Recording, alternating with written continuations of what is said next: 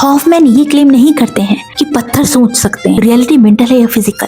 अगर perception fitness के लिए इवॉल्व हुई है तो स्पेस, टाइम और ऑब्जेक्ट्स फंडामेंटल नहीं, अदरवाइज कुछ अपीयर नहीं करेगा। लेकिन अब सवाल ये उठता है कि कांट कैटेगरीज की बात करते हैं और बोलते हैं कि ऑर्डर एक्सपीरियंस में बिल्ट इन है। कांट ने इन स्ट्रक्चर को कहा कैटेगरीज ऑफ अंडरस्टैंडिंग। इनमें शामिल है quantity, quality, relation and modality. ये बिलीफ नहीं है, ये ऑटोमेटिक स्ट्रक्चर रूल है जो एक्सपीरियंस को ऑर्गेनाइज करते हैं। आप अग्री करें या ना करें, एक्सपीरियंस इन्हें फॉलो करती है। लेकिन अब सवाल ये उठता है कि कांट और आगे क्यों नहीं गए? यह कांट का सबसे डिसिप्लिन्ड मूव था। उन्होंने कहा ये स्ट्रक्चर एक्सप्लेन करती है कि एक्सपीरियंस हमारे लिए ऑर्डर्ड कैसे हैं, लेकिन ये नहीं बताती कि रियलिटी इन इटसेल्फ क्या है। रियलिटी मेंटल है या फिजिकल, या फिर मैटर या कॉन्शियसनेस फंडामेंटल है। ऐसा क्लेम करना एक्सपीरियंस की लिमिट से बाहर जाना होगा। अब कांट ने necessity of something beyond experience की जरूरत फील किया। कांट ने कहा अगर एक्सपीरियंस अफेक्ट होती है, अगर सेंसेशन अराइज होती है तो कुछ ना कुछ हमें अफेक्ट कर रहा होगा, अदरवाइज कुछ अपीयर नहीं करेगा, एक्सपीरियंस एम्प्टी हो जाएगी। कांट ने इस अननोन सोर्स को कहा थिंग्स इन देमसेल्फ या नॉमेना।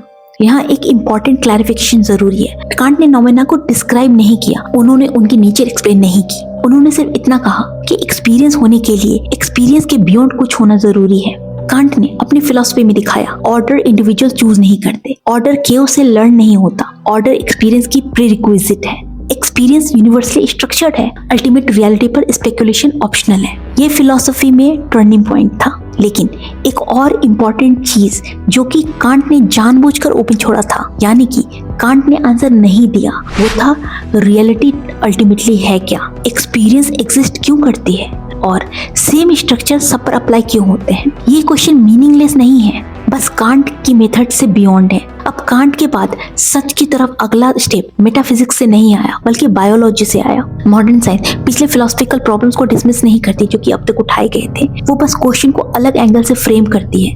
बायोलॉजी पूछती है नेचुरल सिलेक्शन किस तरीके से परसेप्शन को फेवर करेगी। ये कोई मेटाफिजिकल क्वेश्चन नहीं है, ये प्योरली फंक्शनल क्वेश्चन है। चार्ल्स डार्विन के बाद इवोल्यूशनरी बायोलॉजी एक सिंपल रूल पर काम करती है, जो ट्रेट सर्वाइवल और रिप्रोडक्शन इंप्रूव करते हैं वो टाइम के साथ परसिस्ट करते हैं। ये रूल अप्लाई होता है फिजिकल ट्रेट्स पर, बिहेवियरल टेंडेंसी पर, कॉग्निटिव सिस्टम पर और परसेप्चुअल मैकेनिज्म पर। इसीलिए परसेप्शन न्यूट्रल नहीं है, वो सर्वाइवल प्रेशर से शेप्ड होती है। लेकिन मॉडर्न साइंस के लिए एक्यूरेट रियलिटी गोल नहीं है। यहाँ एक क्रूशियल लेकिन ऑफन मिसअंडरस्टूड पॉइंट आता है। नेचुरल सिलेक्शन ट्रूथ रिवार्ड नहीं करता है, वो यूजफुलनेस को रिवार्ड करता है। रियलिटी को एग्जैक्टली जैसा है वैसे देखना कंप्यूटेशनली एक्सपेंसिव हो सकता है, बायोलॉजिकली अननेसेसरी है और कभी-कभी डेंजरस भी हो सकता है। सर्वाइवल के लिए जरूरी है थ्रेट को डिटेक्ट करना, रिसोर्स को ढूंढना और एनवायरनमेंट को एफिशिएंटली नेविगेट करना। इसीलिए परसेप्शन एडेप्टिव सक्सेस के लिए ट्यून्ड होती है, मेटाफिजिकल एक्यूरेसी के लिए नहीं। ट्रूथ के बिना एग्रीमेंट होना। यह इंसाइट उस ऑब्जर्वेशन को एक्सप्लेन करती है जो हम पहले ही देख चुके हैं। लोग वर्ल्ड पर लार्जली एग्री करते हैं, भले वो रियलिटी को फंडामेंटली जैसा है वैसा परसीव करे ना करे।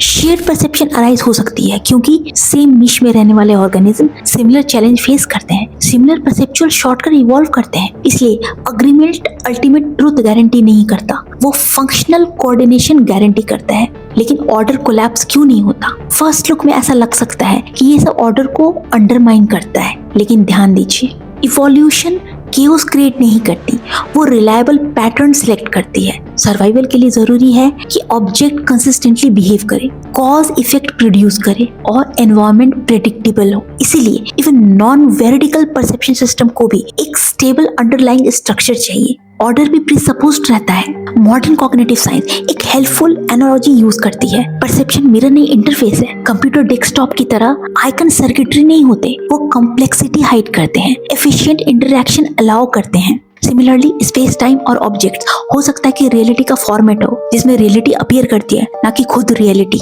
ये कांट की इनसाइट से अलाइन करता है बिना उसकी मेटाफिजिक्स को बोरो किए हुए।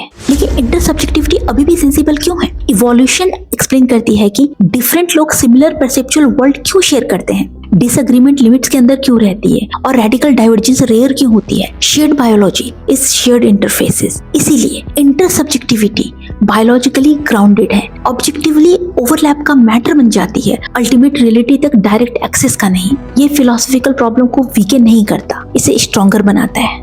अभी तक हमने देखा कि फिलॉसफी दिखाती है कि ऑर्डर इंडिविजुअल से नहीं आती, कांट दिखाते हैं कि ऑर्डर एक्सपीरियंस को स्ट्रक्चर करता है, बायोलॉजी ये दिखाती है कि परसेप्शन रियलिटी को हाइड करती है, इंटरसब्जेक्टिविटी फिर भी परसिस्ट करती है। अब क्वेश्चन मॉडर्न फॉर्म में सामने आता है, अगर स्पेस टाइम और ऑब्जेक्ट इंटरफेसेस हैं तो ऐसी कौन सी रियलिटी है जो इन्हें जनरेट करती है। अब अगला स्टेप मेटाफिजिक्स से नहीं कंटेम्पररी थ्योरी से आता है, बिना मिस्टिसिज्म के, बिना एग्जैजुरेशन के। एक इन्फ्लुएंशियल वॉइस सामने आती है, डोनाल्ड हॉफमैन की। अभी तक हमारे डिस्कशन में कुछ फैक्ट्स फॉर्मली एस्टैब्लिश हो चुके हैं, जैसे कि वर्ल्ड स्टेबल और लॉफुल तरीके से बिहेव करती है, वर्ल्ड तक हमारा एक्सेस सिर्फ एक्सपीरियंस के थ्रू होता है, एक्सपीरियंस स्ट्रक्चर्ड है लेकिन इंडिविजुअल के कंट्रोल में नहीं है, ऑर्डर किसी सिंगल ऑब्जर्वर के बिना भी कंटिन्यू करती है, परसेप्शन सर्वाइवल के लिए इवॉल्व हुई है, ट्रुथ के लिए नहीं, और अग्रीमेंट अल्टीमेट रियलिटी गारंटी नहीं करता। इन फैक्ट्स को अभी तक किसी सीरियस ट्रेडिशन ने डिनाई नहीं किया है। अब जो अनआंसर्ड रह गया है वो ये है कि ऐसा कौन सी रियलिटी हो सकती है जो स्टेबल ऑर्डर, स्ट्रक्चर्ड एक्सपीरियंस और शेयर्ड अपीयरेंस जनरेट करे बिना किसी इंडिविजुअल माइंड में रिड्यूस हुए।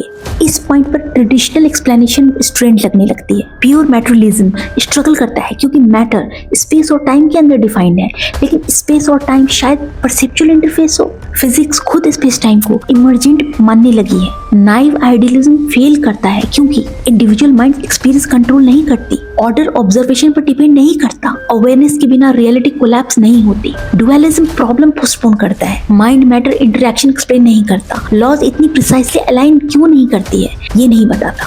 ये व्यूज रिफ्यूट नहीं हुए हैं लेकिन प्रेशर में जरूर है। अब क्वेश्चन को आखिरी बार रिफॉर्मुलेट किया जाता है। अब क्वेश्चन पहले से ज्यादा शार्प है। क्या हम ऐसे रियलिटी डिस्क्राइब कर सकते हैं जो स्पेस और मैटर से डीपर है लेकिन लॉफुल शेयर्ड एक्सपीरियंस जनरेट करने में कैपेबल हो? और यहीं से कंटेम्पररी थ्योरी एंटर करती है। डोनाल्ड हॉफमैन मेटाफिजिक्स में शुरुआत नहीं करते, वो शुरुआत करते हैं इवोल्यूशनरी गेम थ्योरी से, परसेप्शन एक्सपेरिमेंट से, मैथमेटिकल मॉडलिंग से। उनका स्टार्टिंग पॉइंट सिंपल है, अगर परसेप्शन फिटनेस के लिए इवॉल्व हुई है तो स्पेस टाइम और ऑब्जेक्ट्स फंडामेंटल नहीं इंटरफेस होनी चाहिए। We do not see reality as it is. We're shaped with tricks and hacks that keep us alive. Hoffman एक फॉर्मल मॉडल प्रपोज करते हैं जिसे वो कहते हैं कॉन्शियस एजेंट्स। लेकिन आगे बढ़ने से पहले एक important clarification, conscious agent human mind, personality और बिलीफ सिस्टम नहीं है। कॉन्शियस एजेंट एक्सपीरियंस और इंटरेक्शन करने में कैपेबल एक बेसिक यूनिट है। ये एजेंट्स मैथमेटिकल रूल्स के हिसाब से इंटरेक्ट करते हैं, पर्सनल इंटेंशन के अकॉर्डिंग नहीं। लेकिन कॉन्शियस एजेंट से इंडिविजुअल कंट्रोल के बिना ऑर्डर कैसे एक्सप्लेन होता है?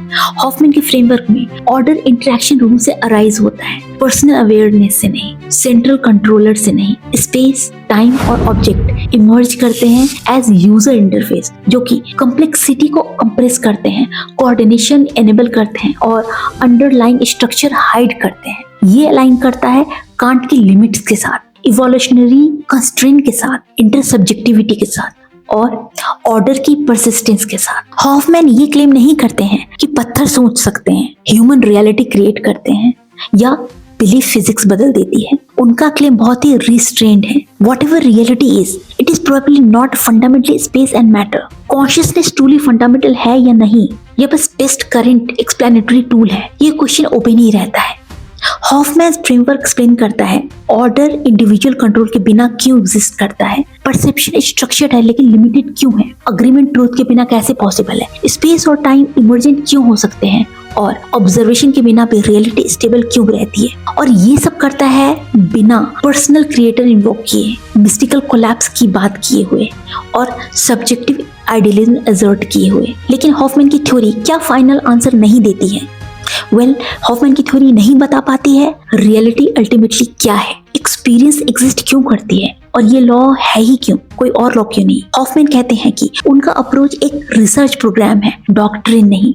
इतने सारे ट्रेडिशन, साइंस और मॉडल्स के बाद हम एक क्वाइट कंक्लूजन पर पहुंचते हैं। डीपेस्ट मिस्ट्री ये नहीं है कि वर्ल्ड हमारे बिना डिसअपियर क्यों नहीं होती। डीपेस्ट मिस्ट्री ये है कि वर्ल्ड लॉफुल, स्टेबल और शेयर्ड क्यों है, जबकि उस ऑर्डर का कोई ओनर नहीं है। रियलिटी शायद किसी पर्सपेक्टिव से बड़ी है, फिर भी एक्सपीरियंस की तरह इंटीमेट है। हम केओस में नहीं जी रहे हैं, हम एक ऐसे स्ट्रक्चर में जी रहे हैं जिसे किसी ने डिजाइन नहीं किया और जिसे कोई कंट्रोल नहीं करता। फिलॉसफी वहाँ शुरू होती है जहाँ हम आंसर इमेजिन करना बंद कर देते हैं और ये नोटिस करना शुरू कर देते हैं कि कितना कुछ पहले से हमारे साथ में होल्ड कर रहा है।